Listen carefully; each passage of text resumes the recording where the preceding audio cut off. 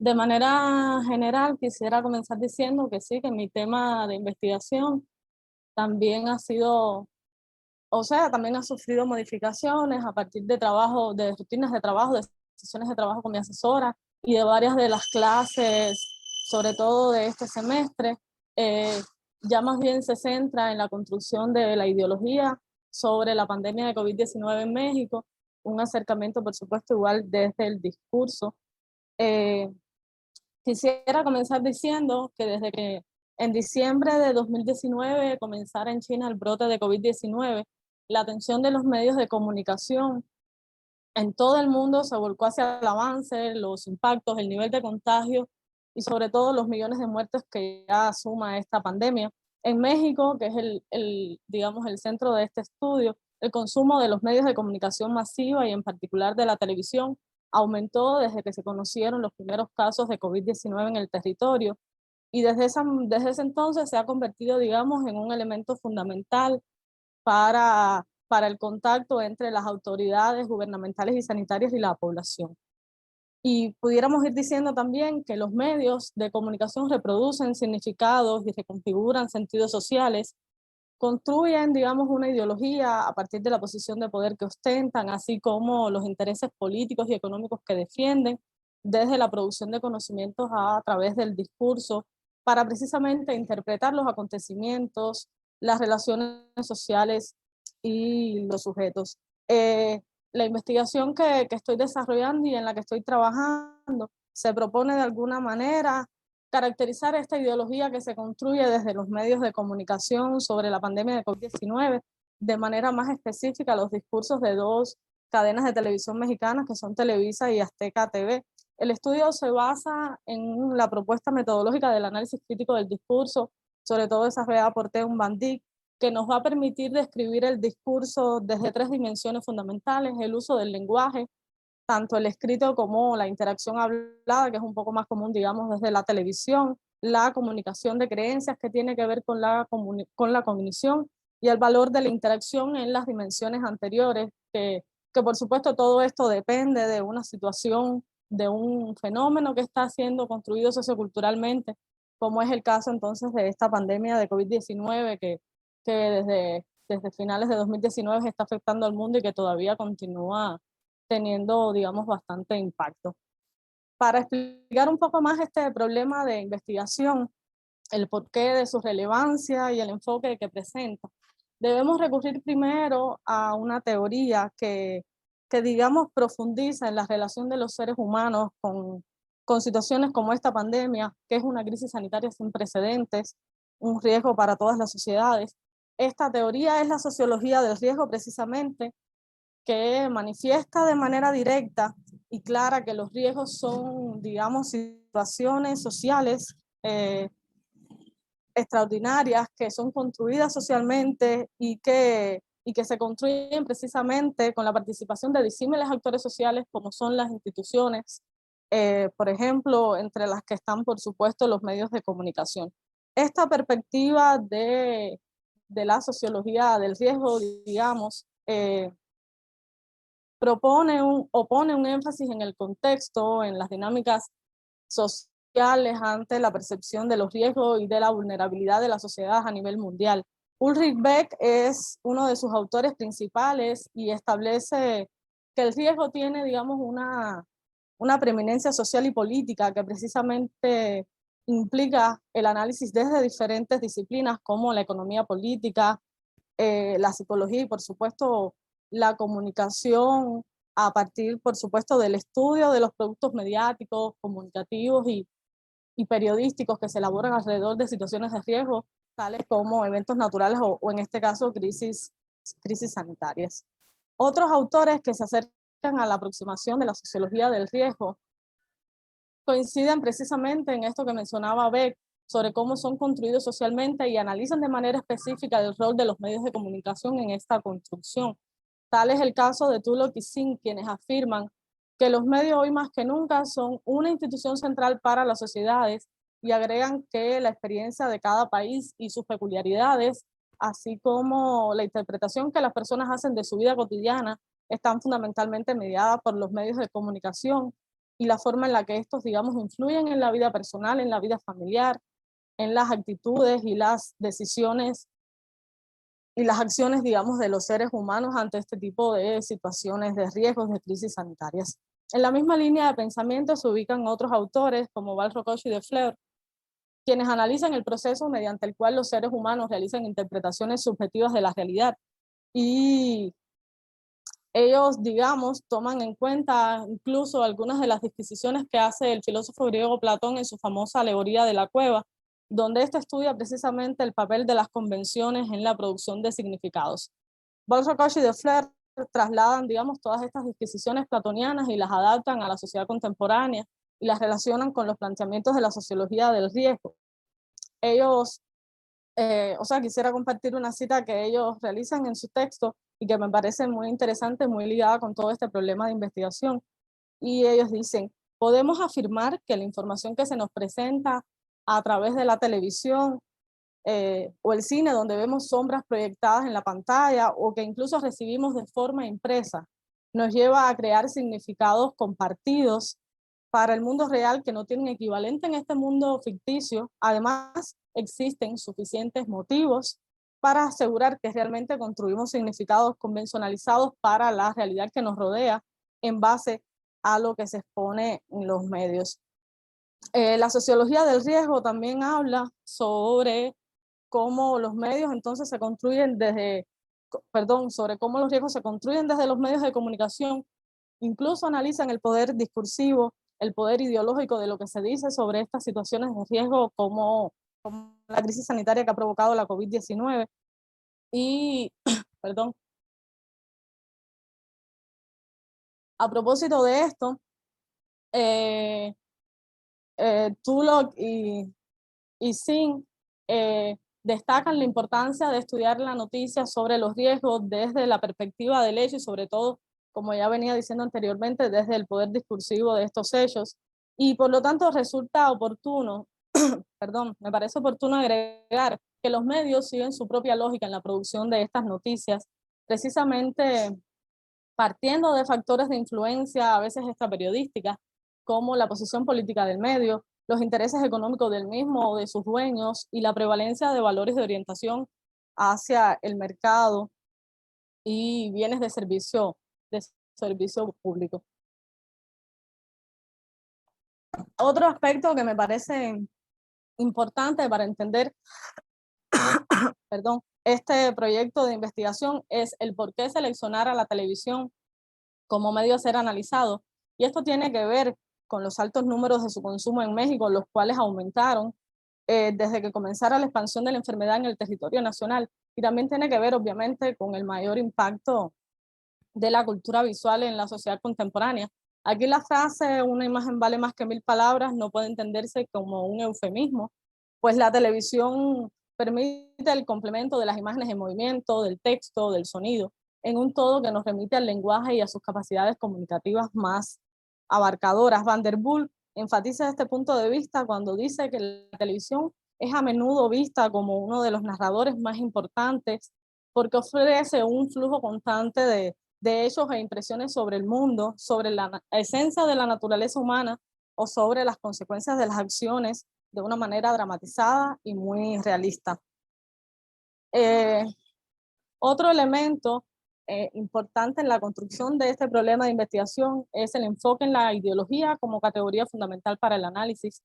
Y partimos aquí de que el estudio de la ideología implica comprender la importancia de la mente de las personas para interpretar los discursos en un proceso donde intervienen, por supuesto, la exposición a los medios de comunicación, pero donde también tienen parte el contexto de este público, de los públicos que reciben, digamos, estas informaciones desde los medios, las opiniones, las actitudes y los grupos sociales a los que pertenecen estos sujetos, estos individuos. Analizamos el discurso y analizamos la ideología precisamente porque todos en sociedad somos usuarios de este discurso.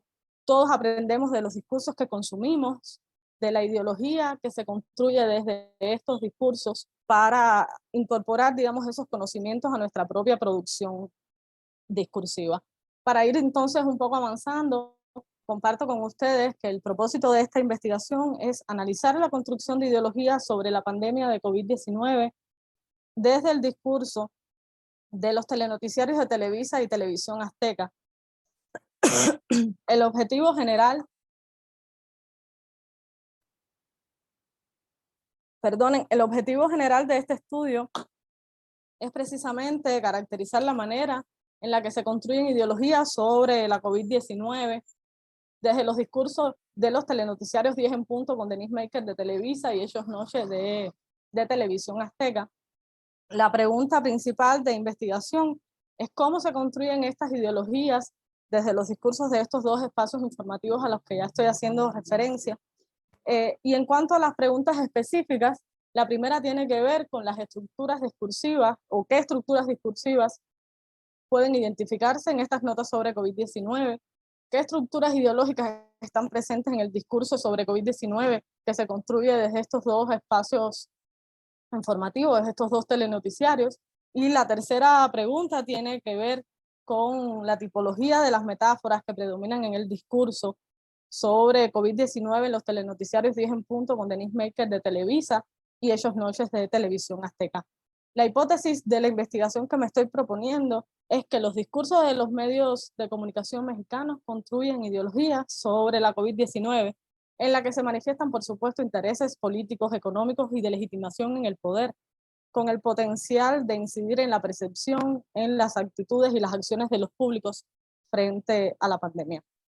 Ahora bien, hemos estado refiriéndonos con anterioridad a varios aspectos teóricos relevantes para este proyecto, y es precisamente en el marco teórico donde profundizamos y donde se desarrollan estos conceptos, estas ideas y estas categorías.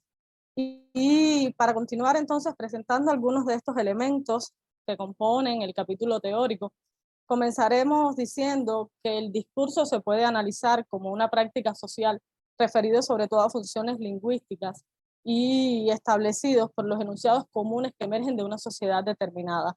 El discurso también es descrito a modo de instrumento para el estudio y la utilización del lenguaje, el porqué de su uso y la temporalidad del mismo, o como un suceso de comunicación, como es esta pandemia de COVID-19, marcado por una interacción verbal y no verbal, en la que intervienen socialmente los participantes. El discurso se expresa en un texto determinado a través del cual las personas de manera cotidiana manifiestan ideas, emociones y creencias.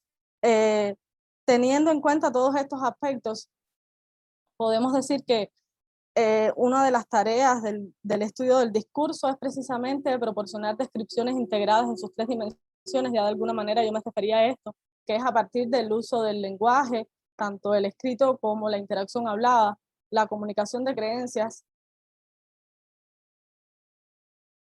que tiene que ver con la interacción, con la convicción, perdón, y también la interacción en estas dos dimensiones anteriores, por supuesto, dependiendo de una situación, de un fenómeno que se construye que se define socioculturalmente. No obstante, quiero agregar aquí que lo que distingue el discurso es que en la práctica, y esto está muy en consonancia con varios de los postulados que refiere Van Dijk, lo que distingue el discurso es que en la práctica se concentra, digamos, en los fenómenos que están detrás de la cláusula. Las palabras y las oraciones declaradas, digamos, son una parte integral del discurso, pero este no se encuentra aquí exclusivamente, sino que también se halla en el significado de cada uno de estos, digamos, de estos componentes. Quisiera referirme ahora un poco a una frase de Van Dijk que explica el por qué el estudio de la ideología tiene para él tanta importancia y tiene tanta significación, sobre todo cuando hablamos de discursos, cuando hablamos de construcción social de un fenómeno como es el caso de la pandemia de COVID-19. Van Dijk dice que las actitudes tienden a estar basadas o organizadas por ideologías más fundamentales que controlan la adquisición y la modificación de actitudes más específicas. Teniendo en cuenta, digamos, esta idea, la investigadora colombiana Neila Pardo propone analizar la estructura de la ideología desde su poder, desde su papel, digamos, desde su rol en la sociedad, pues debe tenerse en cuenta que la ideología funciona como un conjunto de principios de los que se sirve la sociedad para la explicación del mundo general, del mundo económico, del mundo social y de situaciones extraordinarias, de acontecimientos tan significativos como como ha demostrado ser esta pandemia de COVID-19. Para los propósitos de esta investigación, resulta muy importante entonces definir qué cosa es la ideología o qué es la ideología, y son muchísimos los autores que se acercan a este término, que por la pluralidad de miradas, resulta muy difícil de conceptualizar. Aquí apenas comparto algunas. Es la de Thompson, por ejemplo, quien define que desde el contenido de los discursos se pueden construir ideologías, se pueden fabricar ideologías, por lo que su análisis es una exploración de las formas simbólicas y la construcción de significado.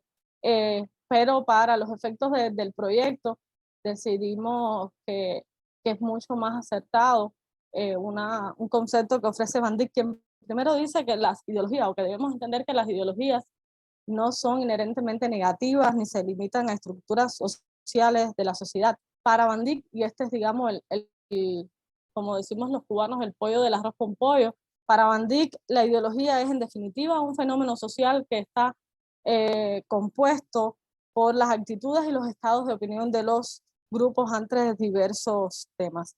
Me parece importante enfatizar también sobre una tipología de discurso que va a estar muy presente en esta investigación, que es el discurso periodístico, precisamente porque nos enfocamos en el análisis de dos espacios informativos, y es este discurso el que predomina. Y al respecto podemos añadir que el análisis que el discurso periodístico es en constante interacción, digamos, con los textos que lo anteceden y lo preceden, pues toma de ellos sus antecedentes y sucesos previos, o se sirven de estos para presentar, digamos, soluciones futuras. El discurso periodístico presenta estructuras lógicas y gramaticales distintas, las cuales se utilizan en dependencia del periodista y del conocimiento que éste tenga sobre el público al que escribe. Podemos entonces entender que el discurso periodístico no puede verse como una especie de espejo, reflejo de la realidad, sino como un canal a través del cual se construye el mundo social a partir de las rutinas que lo mueven. Ahora, en los objetivos específicos, o sea, en las preguntas específicas de esta tesis, se van, digamos, mencionando las categorías, los conceptos principales, y el primero de ellos hace énfasis en las estructuras discursivas y de manera general para Van Dijk, que ya he referido varias veces, que es digamos, el principal teórico en el que se basa mi investigación. Para Van Dijk, la ideología del discurso se manifiesta también en el nivel semántico del mismo, precisamente a partir de estas estructuras discursivas, cuyo estudio posibilita comprender la selección de los temas y de las informaciones incluidas en el discurso a partir de la organización y el tratamiento de estos mismos temas de manera más o menos explícita. Las macroestructuras semánticas, el estilo, las macroproposiciones, la superestructura, las proposiciones son algunos de los componentes de esta categoría. Mientras, o sea, otro concepto que debemos hacer referencia en este marco teórico y seguir profundizando son las estructuras ideológicas.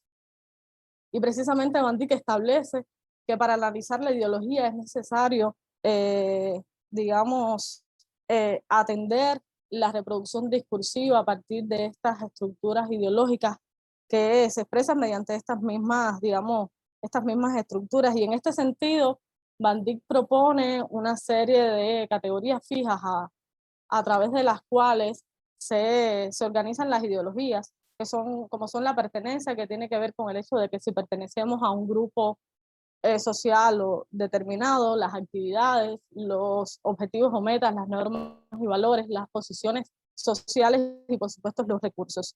Otra categoría que incluimos en este análisis son las metáforas, y precisamente la incluimos porque es una de las características.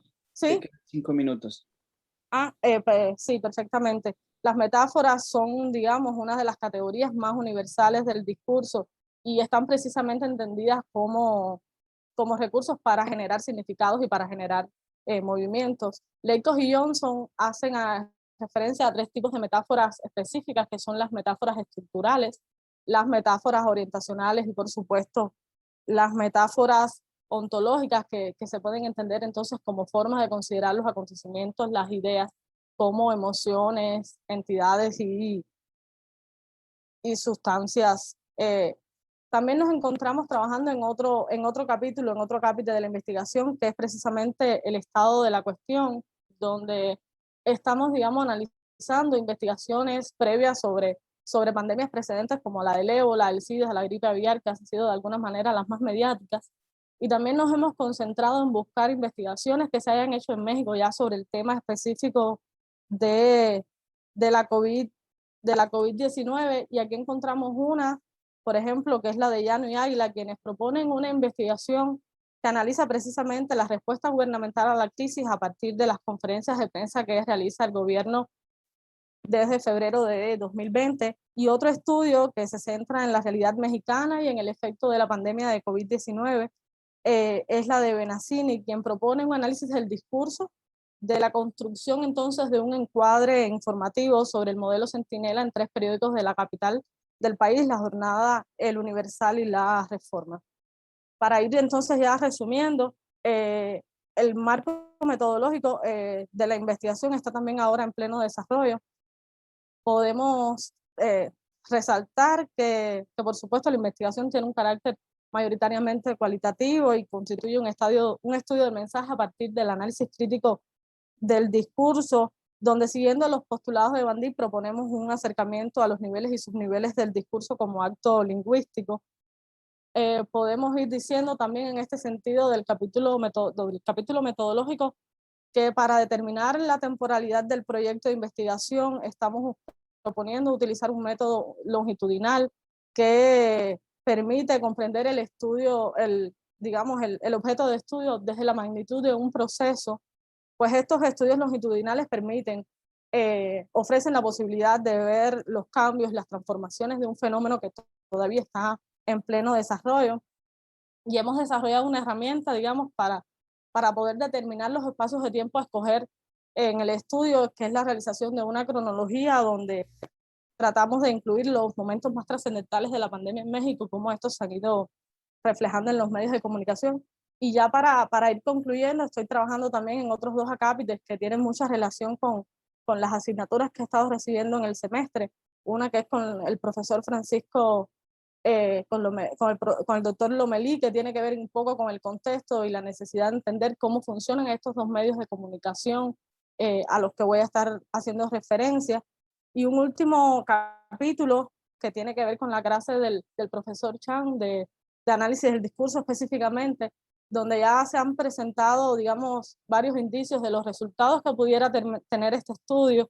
Y, por supuesto, aquí nos concentramos de manera un poco menos profunda de lo que debe ser la tesis de manera general, pero sí es como una especie de análisis ya ideológico de 2 notas que fueron significativas en su tiempo y que tenían un poco que ver con la interacción entre Javier Alatorre, que es el presentador del noticiero Esos Noches, y Hugo López-Gatell, que es el subsecretario de Salud y, por supuesto, uno de los máximos responsables de la estrategia gubernamental para enfrentar, digamos, la pandemia de COVID-19. Estoy consciente de que me queda muchísimo trabajo, ya he tenido varias sesiones de trabajo con la asesora, sobre todo para profundizar y para organizar un poco mejor el corpus, sobre todo del capítulo teórico, pero bueno, esto es todo lo que les propongo y muchísimas gracias por su atención y quedo muy pendiente de todas sus recomendaciones y sugerencias. Muchas gracias. Muchas gracias, Anaí, por tu presentación. Vamos bien con el uso del tiempo. Entonces, le vamos a ceder la palabra ahora a tu lector, el doctor Gerardo Gutiérrez. Adelante, Gerardo, tienes el uso de la palabra. Muchas gracias. Una pregunta, Carlos, ¿cuántos minutos tengo? Nada más. Tienes formalmente 15 minutos, pero no creo que tengan problema la directora de la tesis y la alumna de cederte un par de minutos más si es que los requieres. Sí, no, está bien con eso. Muchas gracias. Bueno, me da mucho gusto haber leído los avances de la tesis de Anaí González. Creo que es un trabajo muy importante por lo que estamos viviendo. Es un trabajo que aborda un tema muy actual desde una perspectiva, pues, en lo particular me interesa mucho. Quiero decir que, bueno, es una de las pocas tesis que he leído últimamente en la que se integran elementos que hemos visto en un curso de análisis de discurso. Eso también me da mucho gusto, ¿no? Veo así de entrada un trabajo con mucha información, con mucho desarrollo, con muchos alcances, y también a lo mejor ahí va una primera como sugerencia para Anay, ¿no? En el sentido de que poco a poco el trabajo se tiene que ir acotando, ¿no? Ahora en la presentación hablabas un poco sobre la posibilidad de explorar el ébola, el SIDA, la gripe aviar, y yo no sé si te va a dar tiempo para hacer todo eso, ¿no? A lo mejor se puede tomar como referente, pero tal vez va a ser demasiado. Entonces, bueno, una primera sugerencia, pero lo tendrías que ver con tu directora de tesis, es qué tanta conveniencia es abarcar demasiado si solo hay que concentrarse en esta pandemia del COVID, ¿no? Bueno, el trabajo creo que hace aportaciones muy importantes a los estudios entre sociología del riesgo y el análisis crítico del discurso, ¿no? Eh, También hay una contribución importante sobre la comunicación del riesgo como algo que no existe así en sí mismo, ¿no? Sino a través de mediaciones masivas. Yo diría que esta es una aportación muy importante porque somos conscientes de que el riesgo en sí, pues el riesgo, la política del riesgo no es algo que existe en sí mismo, sino que es algo que se va construyendo y que tiene connotaciones políticas muy importantes. Entonces, en la medida en que se pueda explorar primero qué es el riesgo, digamos, qué se asienta como cultura del riesgo en la tesis, dónde está el riesgo, cómo aparece, cómo se disemina, eso va a ayudar bastante, ¿no? Um, digamos que la comunicación sobre los riesgos trasciende a los propios riesgos, ¿no? Esa sería otra observación importante que está planteada en la tesis, ¿no?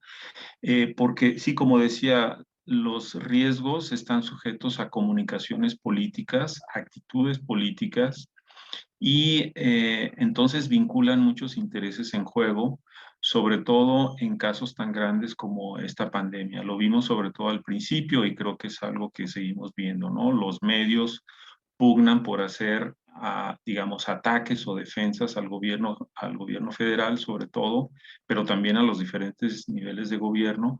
Entonces, a partir de ahí van construyendo estrategias para abordar la pandemia, ¿no? Si es al principio todo este asunto sobre hasta dónde van a llegar los alcances, el desastre de la pandemia, y ahora sobre las vacunas, ¿no? La otra cosa que aparece ahí en la tesis y que me parece importantísima es las noticias falsas como un invento posmoderno, ¿no? Con graves afectaciones sociales en la pandemia, ¿no?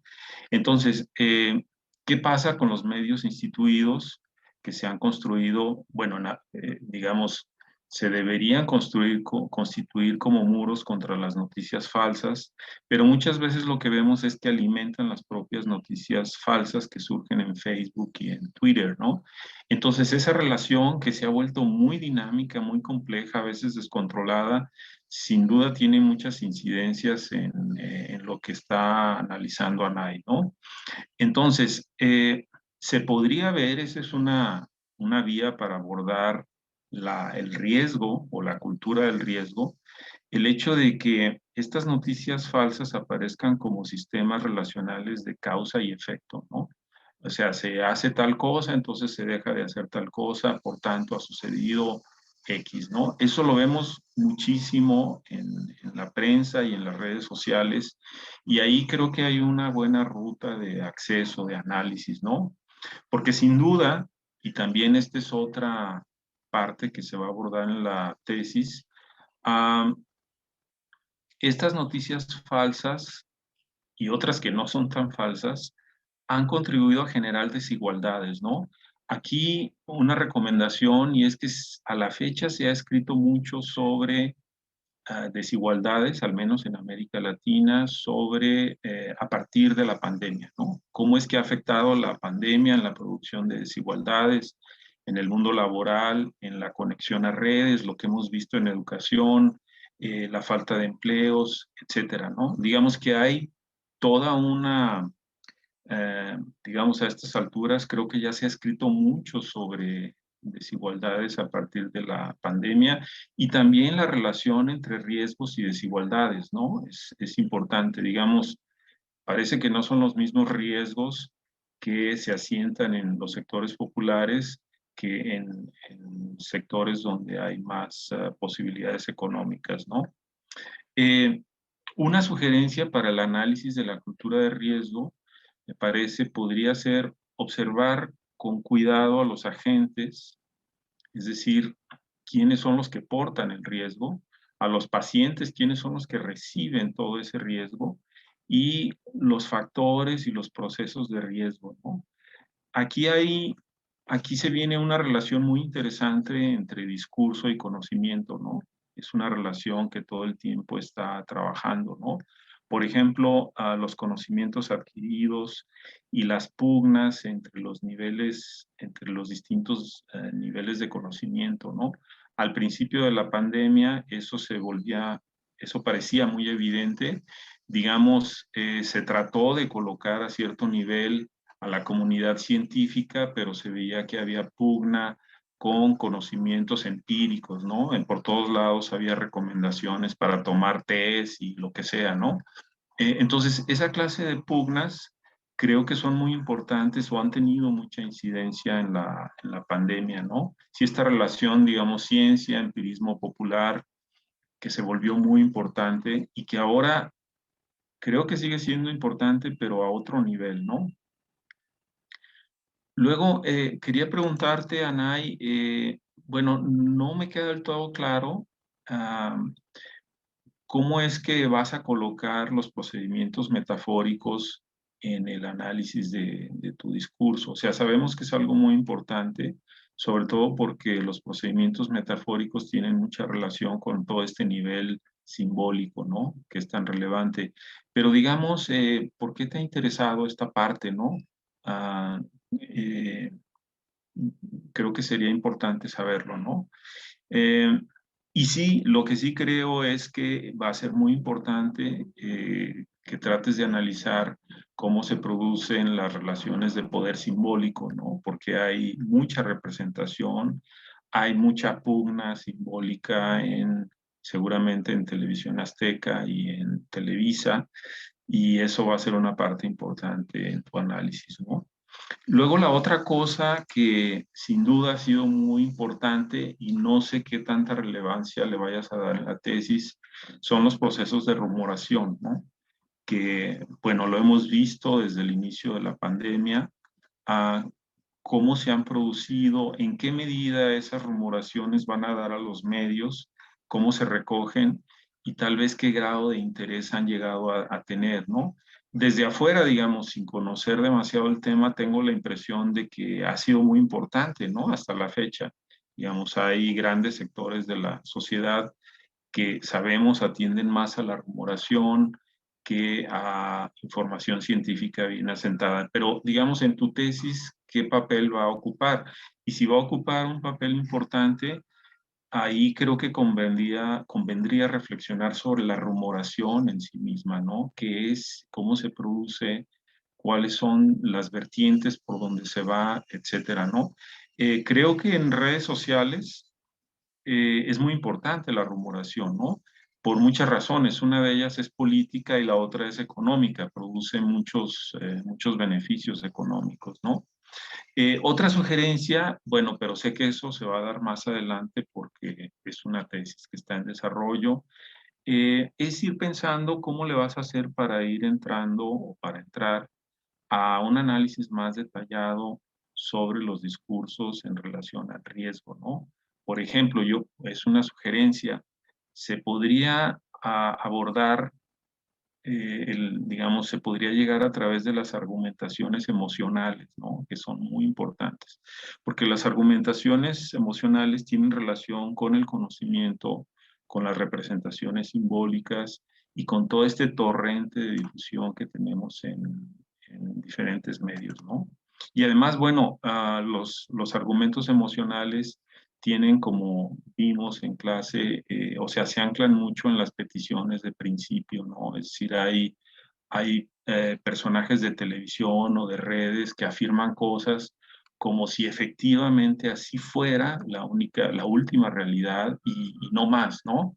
Es decir, hay una contundencia muy, muy fuerte.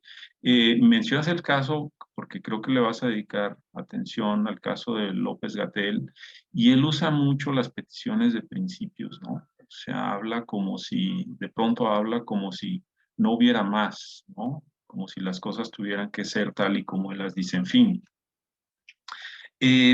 Me gusta mucho la manera en que se va enfocando la tesis en relación a los mensajes mediados, ¿no? Creo que hay una reflexión muy importante en la tesis sobre la mediación y la gran importancia que tiene en relación a la distribución de las noticias, ¿no? Porque, bueno, el trabajo va mostrando poco a poco las relaciones entre los sistemas mediáticos y los sistemas políticos, ¿no? Esa es una contribución de primer nivel, me parece. O sea, generalmente en un sistema político trata de intervenir en lo mediático y viceversa, ¿no? Los sistemas mediáticos también intervienen en lo político, ¿no? Eso sin duda se va viendo en la tesis, tiene repercusiones directas sobre los tipos de mensajes que reciben o que recibimos los ciudadanos al final, ¿no? La otra cosa que veo que está semblanteada ahí en la tesis y creo que bueno, esa parte le puede dar mucha potencia, es el análisis de los argumentos falaces, ¿no? O sea, las famosas falacias argumentativas. Yo te mencionaba el caso de las peticiones de principio, eh, pero hay otras, habrá otras que aparecen por ahí, ¿no? El ataque a las personas, los argumentos circulares, las falsas comparaciones que aparecen muchísimas veces, ¿no?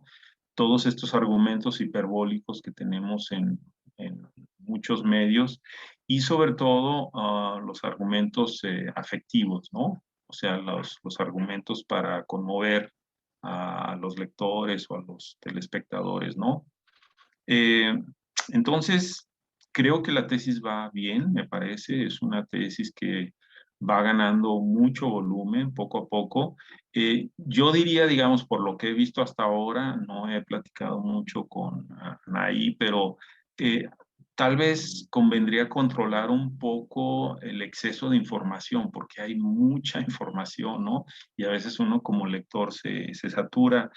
Una recomendación formal que vi así es que, bueno, muchos autores están citados solo por apellidos, ¿no? Y otras veces aparecen con sus nombres y apellidos. A mí en lo particular, no sé, no me gusta mucho cuando aparecen solo los apellidos porque de pronto cuesta trabajo reconocerlos, ¿no? Entonces habría que unificar el criterio y también otra cosa que habría que revisar, veo que hay muchas citas que son indirectas, ¿no? O sea, son como citaciones de segunda mano, o sea, de segundo autor, y ojalá que todas puedan ser directas, ¿no? Sí, sí, y bueno, muchas veces veo que aparecen citas así de autores, ¿no? Eh, Algunos yo no los conozco, pero ese es mi problema, por supuesto, ¿no? Yo pediría, digamos, como lector, ojalá que se pueda, alguna pequeña referencia al autor, ¿no? A veces basta con decir fulano de tal es especialista en tal cosa, etcétera, y luego ya puede venir una cita, porque tenemos solamente citas de autores que seguramente son desconocidos para muchos lectores y de pronto no sabemos por qué están siendo citados. Digo, no es que esté mal, pero convendría una ayuda para el lector, ¿no? Otra cosa, bueno, otra cosa que digamos, que le da mucho carácter a la tesis son las preguntas, ¿no? Las preguntas que ya están colocadas. No sé si todas esas preguntas se van a quedar o se van a modificar, pero me parecen en principio muy pertinentes. Hay una, hay una pregunta que, bueno, yo te invitaría a que la reflexionaras más, ¿no? Esta que pones, dice así, caracterizar la manera en que se construyen las ideologías sobre la COVID-19, bla, bla, bla, desde, bueno, eh, se compara el noticiero a las 10 en punto de Televisa y Hechos Norte de Televisión Azteca. Esta idea de caracterizar, yo diría que habría que matizarla todavía mejor, porque en todo caso se sugiere que lo más importante en la tesis va a ser como una descripción, ¿no? Característica, etcétera. Habría que ponderar más la parte del análisis, ¿no? O sea, caracterizar y por otro lado analizar, ir a fondo, ¿no? Eh, Se podría agregar una pregunta, ya que la parte de las ideologías va a ser muy importante. Se podría agregar una pregunta sobre análisis de los modelos mentales, ¿no? Son los modelos mentales que son tan relevantes en la producción y distribución de las ideologías, ¿no? Porque esos modelos mentales de alguna manera refuerzan la vinculación entre noticieros e ideologías y además políticas gubernamentales, etcétera. Entonces, porque indudablemente, algo muy importante en las noticias está no solo en lo que se dice, sino en la manera en que se refuerzan ciertos modelos que ya estaban y otros que se intentan como, como modelar de nuevo, ¿no? Por ejemplo, un modelo que se coloca en ciertas televisoras y que tiene mucha fuerza es que el gobierno federal miente, ¿no? Digamos que los voceros oficiales mienten sobre todo y entonces a partir de ese modelo se genera mucha información, ¿no? Es como un supuesto que está gravitando todo el tiempo, ¿no? Bueno, en fin, esta sería una sugerencia. Pues creo que la tesis va muy bien, me parece, ¿no? A medida en que se vaya desarrollando, seguramente se van aclarando más cosas. Yo conociendo a Nay como estudiante, lo que puedo decir es que pues es un estudiante muy brillante, lee todo lo que uno le va diciendo, trabaja mucho. Además, si no me equivoco, Anay tiene experiencia como periodista, ¿no? Y eso le da mucho conocimiento, como mucha, digamos, manera de, mucha entereza para percibir cómo trabajan los medios y cómo se relacionan en comunidad, aunque lo has hecho en un contexto diferente, pero finalmente los medios son los medios y la relación con el público se da de manera semejante en cualquier lugar, ¿no? Entonces, felicito a Nay y también a su directora de tesis, Frida Rodelo, que por aquí la veo. Creo que están haciendo un gran trabajo y creo que es una de esas tesis que no solamente debería ser leída como, como un trabajo académico, ojalá que le pudieras dar un tono, digamos, abierto para cualquier tipo de lector, porque es un trabajo que realmente tiene una gran incidencia, ¿no? O sea, es una relación importante, por ejemplo, entre nada más el análisis entre ideologías, discurso, noticias, es una relación muy importante. Por otro lado, no pierdas la atención a lo que se está escribiendo ahora sobre la pandemia. Se ha escrito mucho, hay ensayos muy brillantes en relación al tema. Eh, yo luego te puedo lanzar algunas sugerencias, ¿no? Pero se ha escrito ya bastante con casos específicos en América Latina. Y también se ha escrito mucho sobre la relación entre los medios y la pandemia, ¿no? Que es una relación siempre muy, muy inquietante, ¿no? Entonces, pues de mi parte eso sería todo. Felicidades y ojalá que continúes trabajando como lo estás haciendo ahora.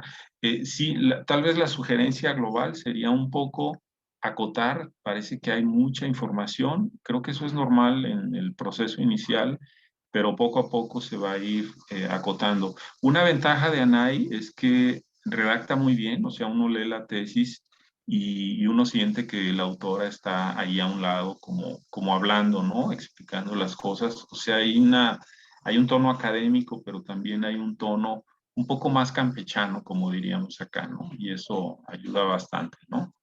Entonces, de mi parte sería todo. Ahora, muchas gracias, ¿no?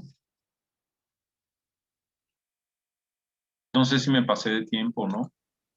Un poco, pero creo que tanto la Bueno, directora como la estudiante no creo que tengan problema en cederte algunos minutitos. Eh, bueno, gracias, sí. eh, bueno, ahora muchas gracias, Gerardo, por tu comentario. Le cedemos ahora la palabra a la doctora Frida Rodelo, quien es la directora de la tesis. Frida, adelante. Muy bien, pues muchísimas gracias al doctor Gerardo Gutiérrez Cham.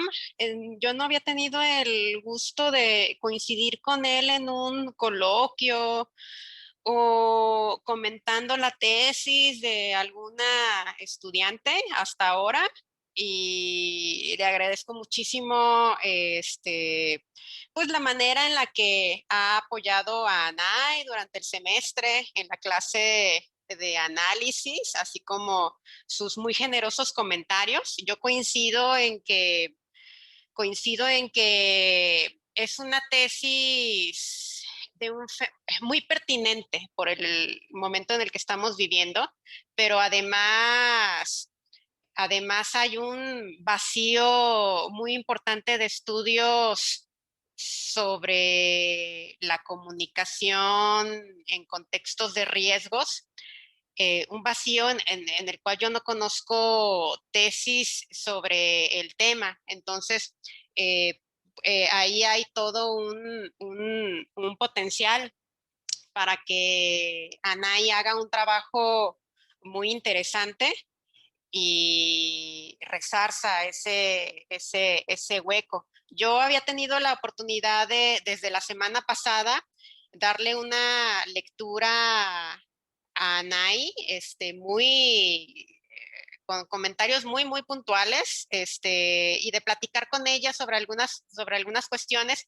Entonces, mis comentarios son sobre muchas cosas que Anay ya ha tratado, porque es como lo dijo el doctor Cham, muy buena estudiante, muy, muy atenta a las sugerencias que se le hacen. Entonces ella ya ha tratado, lo noté de inmediato en la presentación, de atender varias de las sugerencias que le he comentado, ¿no? Y que son, en cuanto a la forma, muy en coincidencia con lo que comentaba el doctor Cham, arreglar algunos párrafos, arreglar o quitar algunas oraciones que añaden información de más antes de tiempo, porque el estilo de Anay siempre ha sido alimentar mucho la parte de la introducción del planteamiento del problema, y yo le he dicho que hay cuestiones ahí que tal vez no conviene explicar tan a detalle en ese momento, sino que convendría desarrollar más adelante.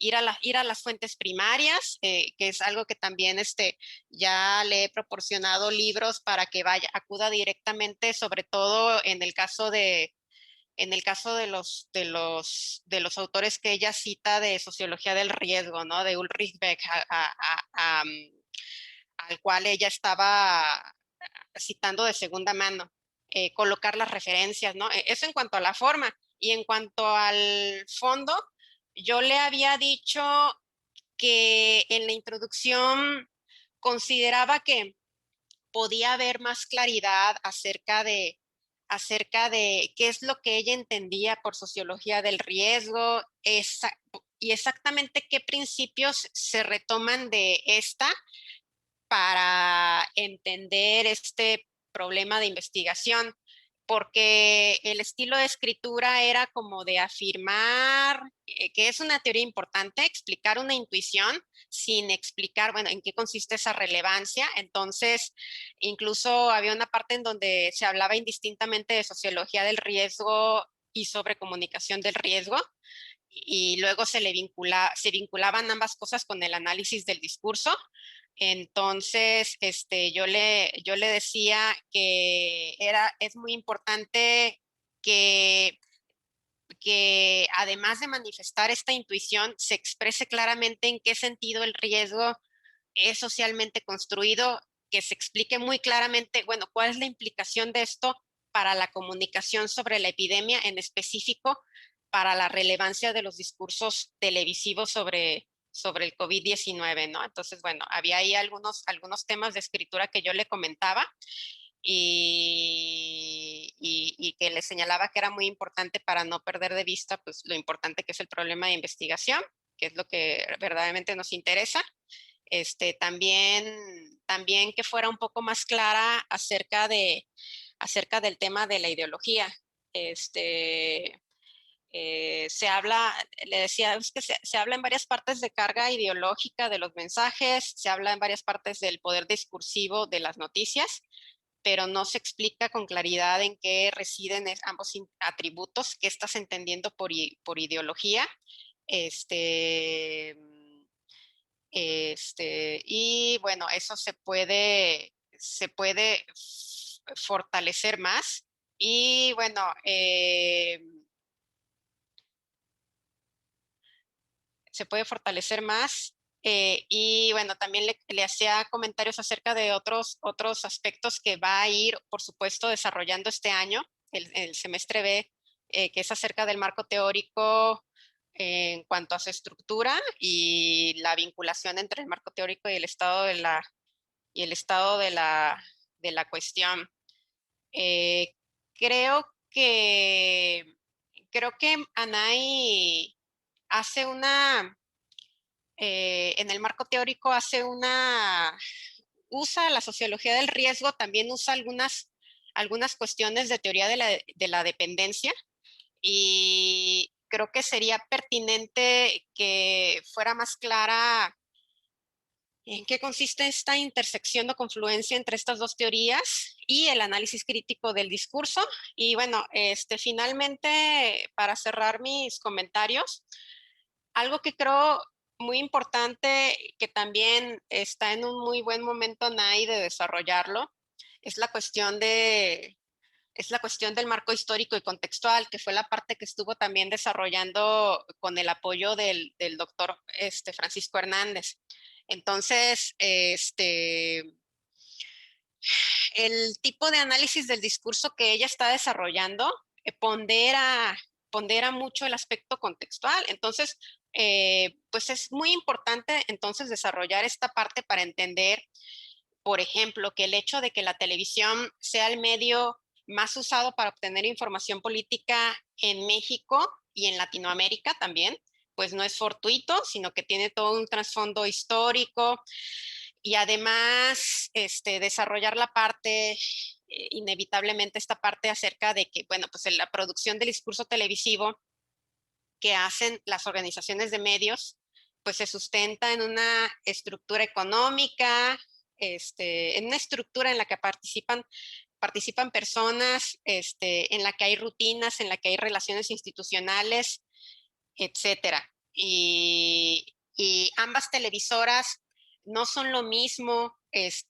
Una cosa es Televisa, otra cosa es Azteca, y entender las relaciones que han tenido y entender de dónde vienen esos discursos que ellas reproducen.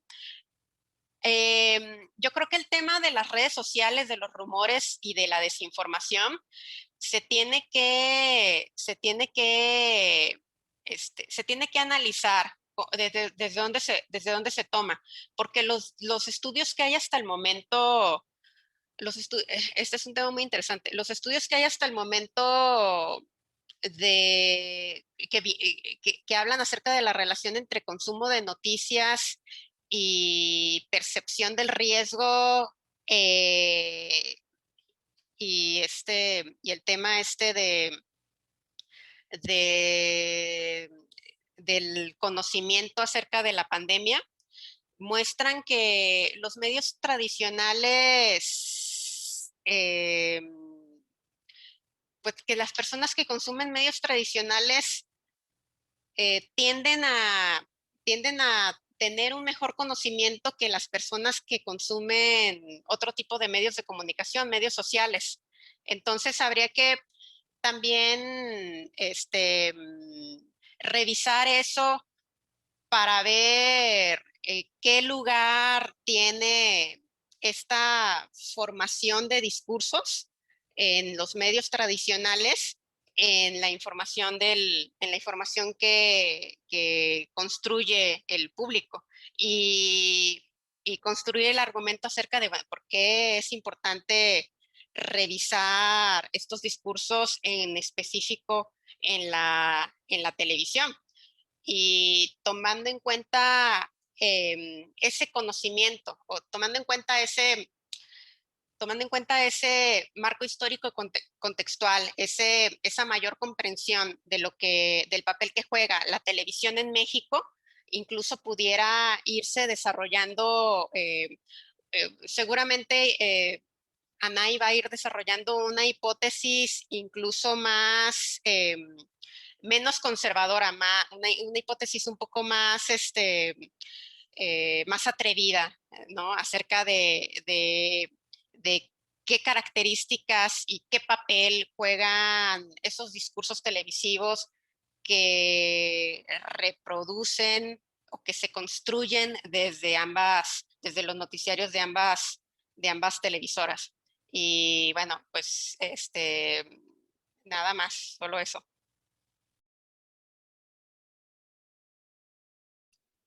Muchas gracias a la doctora Frida. Nos quedan escasos 2 minutos, entonces no va a haber tiempo de abrir el espacio al resto de profesores o profesoras que nos acompañan y también a los compañeros.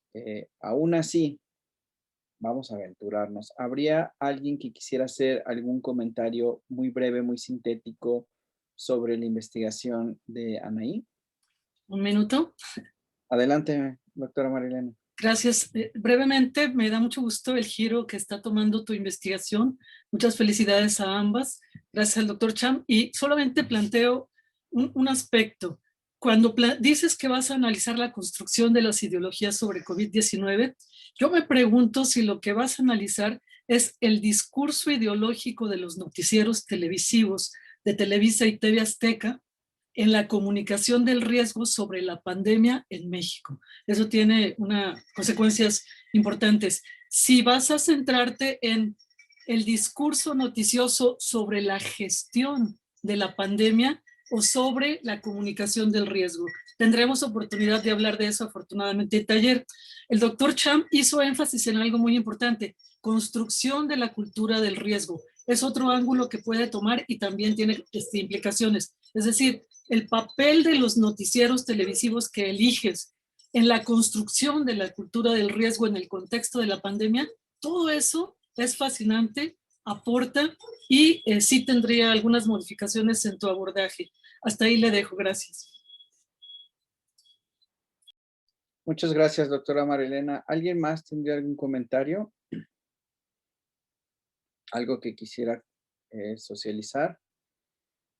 Estoy siendo un poquito más flexible con el tiempo y ahorita les explico por qué, pero estamos muy a tiempo para nuestra tercera presentación del día de hoy.